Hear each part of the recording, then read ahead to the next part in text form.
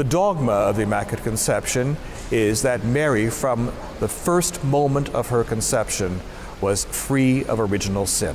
She's freed thereby of any need to overcome a deficiency in her will by which she would not habitually be open to choosing the good and choosing God.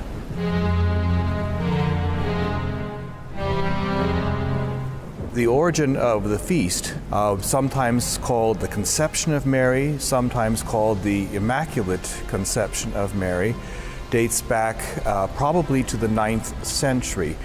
When St. Thomas Aquinas came along in the 13th century, he held that by Immaculate Conception, those who were celebrating the feast meant that Mary received the singular privilege of being freed from original sin almost at the instant of her conception, but not from the very first instant of her conception.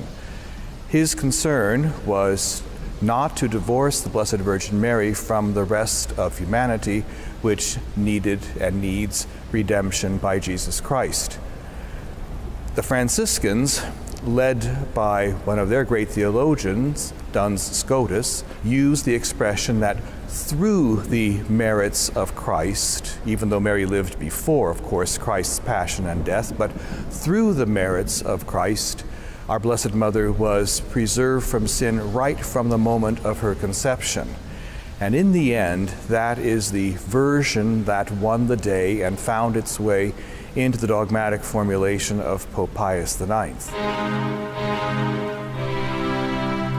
The night before Pius IX proclaimed the dogma of the Immaculate Conception, the Dominicans in Rome gathered together in the Basilica of Santa Maria sopra Minerva to pray together that the Pope would not proceed with the dogmatic definition. The next day, the Pope did proceed with the dogmatic definition. The question, of course, is, did they all immediately believe?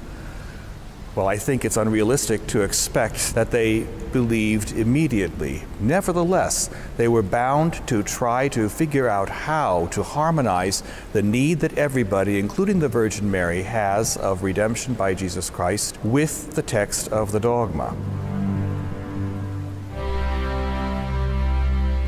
A dogma is a proposition, that means a sentence or a couple of sentences which very pithily express a Catholic truth in such a fashion that that truth is not subject to being reformed or changed later on. Something like the Immaculate Conception means thought about whether she was conceived immaculately or redeemed in a special way a little bit later on is over.